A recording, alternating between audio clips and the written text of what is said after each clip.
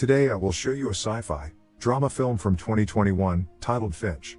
10 years have passed since a solar flare destroyed the ozone layer, and caused temperatures to rise to 150 degrees Fahrenheit, or 70 degrees Celsius. Planet Earth became a largely uninhabitable wasteland, scorched by ultraviolet radiation and subject to extreme weather events. One of the few survivors, Finch, is a robotic engineer equipped with a heat and ultraviolet resistant suit. He's out scouting for supplies with his helper robot, Dewey, getting whatever is left for him and his only friend at home. Once the area has been scouted and cleared, he marks it to track the progress of things around him. He drives through the deserted city. Most of it he has already cleared. His suit gives off a warning signal: a storm is coming.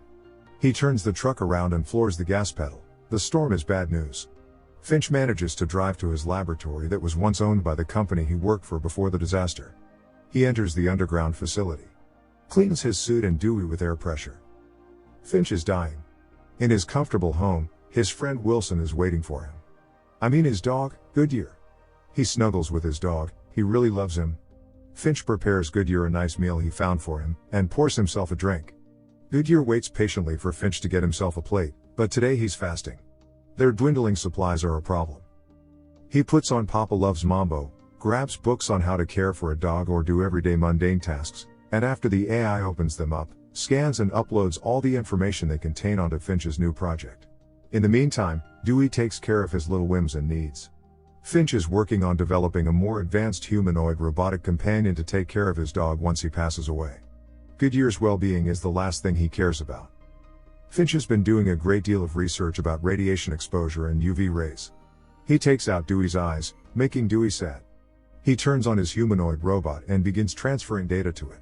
Finch tries to start a conversation, but the robot doesn't respond. After a disappointed sigh, the robot finally starts nodding its head, signaling that it understands Finch. He is delighted that he has finally managed to get one step further and that Goodyear may soon have a new friend. With a little more tweaking, he asks the robot to say something, and it says something. Finch then asks the robot to say something about itself.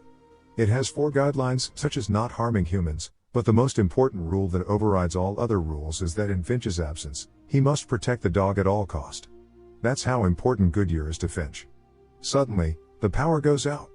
Finch gets out and fixes the wind turbine. The power comes back on. The robot tries to talk to Goodyear, but he just relieves himself on its soon-to-be extremities. The robot later chooses the name Jeff. Meanwhile, outside, Finch notices that the wind is picking up and another huge storm is coming. He returns and hooks Jeff up to the weather station to make a weather forecast. Jeff says that in the next 24 hours, 4 different storms will converge on their exact location, with a slight probability of creating a superstorm. Jeff predicts it will last about 40 days. Finch eats his long-saved sweet peaches and gets to work on Jeff. He plans to get out of St. Louis. Their best bet is San Francisco. Doggo agrees. With time running out, Finch ups Jeff's transfer rate. They need to get out before the storm hits. He teaches him to walk on the spot, to walk forward and turn around. Jeff understands and manages to walk himself. However, Goodyear doesn't trust the robot. Because of the hasty departure, only 72% of the data could be uploaded to Jeff, making him have the mental capacity of a child. Finch packs all the supplies, like food, coffee, and water. Jeff is getting better at walking, he's even able to run. Finch calls for Dewey, but has forgotten that he took out his eyes. He replaces them with a camera that was in the lab. Finch, Goodyear, Jeff, and Dewey make their way to San Francisco in an RV. The beginning of the drive was not what you would call smooth for Jeff.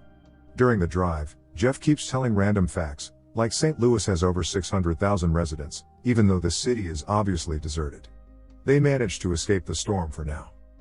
They make a stop in a town and Finch gives Jeff a few lessons. Number 1, check the padlocks on the buildings, because if they are still intact, that means what was inside is still inside. Lesson number 2, the ozone layer is Swiss cheese.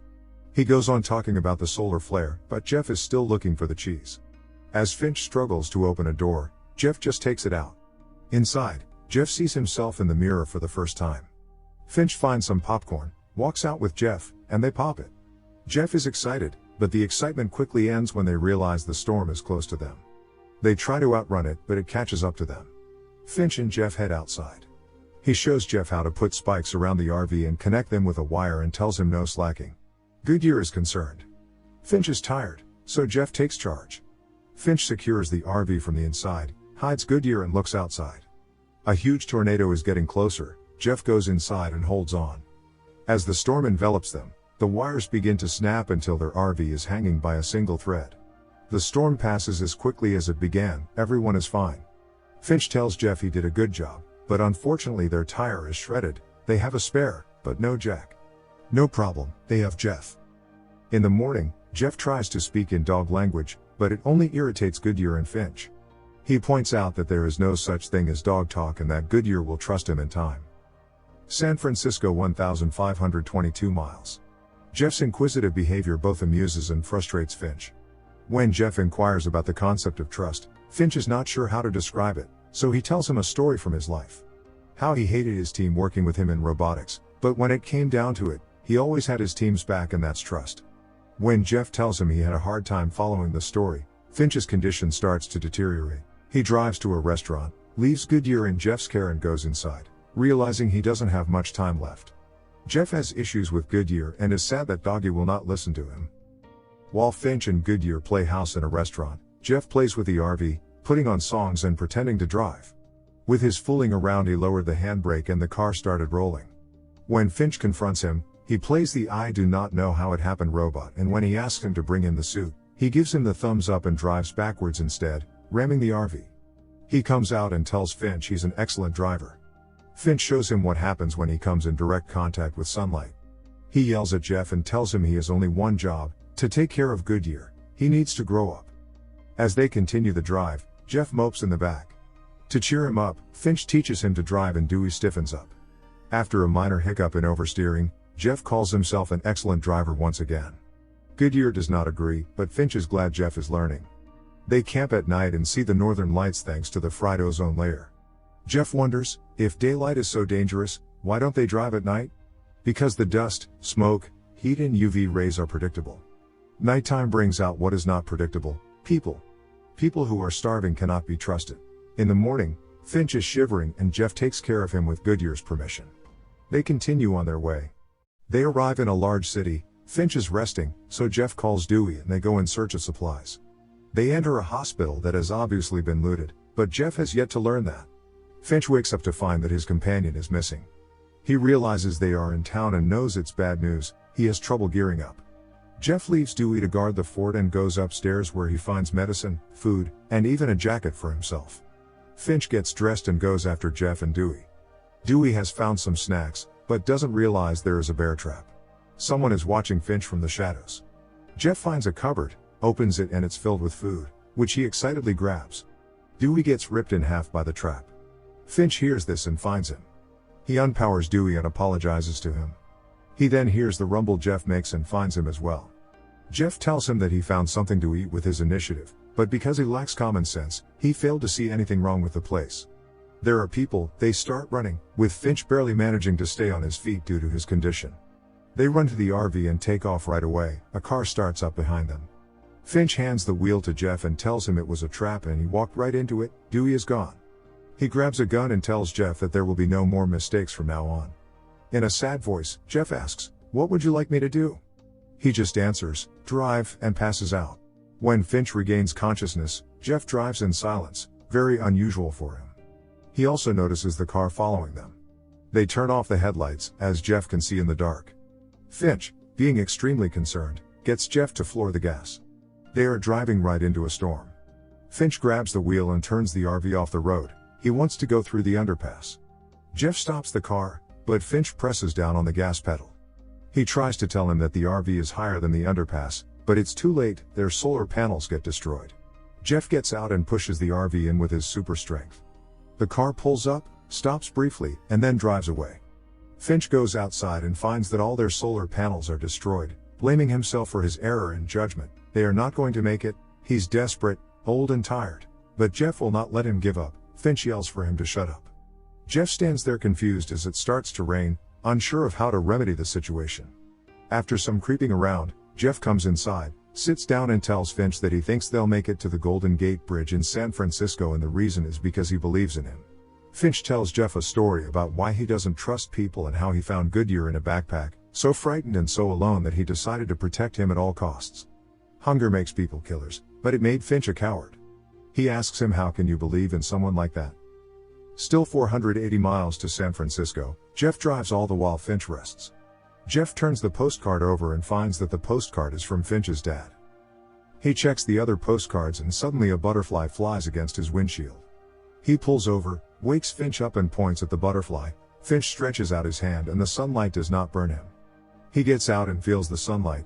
The UV radiation has dropped enough that it's not a danger. On the road he notices a flower and another butterfly and laughs with joy. They drive on and see flowering plains. Finch gets dressed and they decide to picnic outside in the daylight, something he has not done in a decade. Jeff tells him that he saw a picture in his head of the three of them on the Golden Gate Bridge that he's never seen before with his eyes. It's called a dream. Jeff points out that the postcard is signed by Finch's father and it's time for another story. Finch's father left him and his mother before he was born. His father traveled the world and on his 15th birthday, this postcard appeared out of the blue.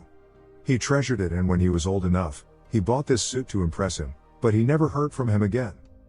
He tells him more about the human contradictions, that he himself has never been on the bridge and wishes he had made more of the time he had. Jeff gets up and tells him to leave right now. They'll be at the bridge in 18 hours. Finch points out that he won't make it. Jeff promises to take care of Goodyear when he's gone. Finch takes Goodyear's ball and they play fetch. He gives Jeff the ball and teaches him that this is one of the steps to building trust with the dog. When Jeff walks around with the ball in his hand and Goodyear follows him, Finch quietly tells him to just throw the ball. Jeff does and is happy. Goodyear brings the ball to him, but he gives it back to Jeff. They repeat this until Finch is coughing out blood and Jeff helps him to the RV. When he asks if he can do something to help him, Finch says he already has, shakes his hand, and they hug, Jeff being visibly saddened by his helplessness in this situation. Finch goes inside and lies down. While Jeff packs up their things, Goodyear comforts Finch.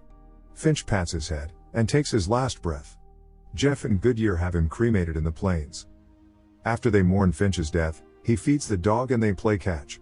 Jeff realizes that it is his job to take care of Goodyear from now on, and they set off again. He befriends Goodyear, who eventually accepts him. When they finally arrive at the Golden Gate Bridge, Jeff makes a memorial sign for Finch. On the fence, people have stuck messages to loved ones letting them know where to find them. This suggests that there are more survivors, dozens, maybe even hundreds of loved ones have the opportunity to be reunited. The world is not doomed. There are still places that are safe and recovering from the solar flare. A bittersweet ending,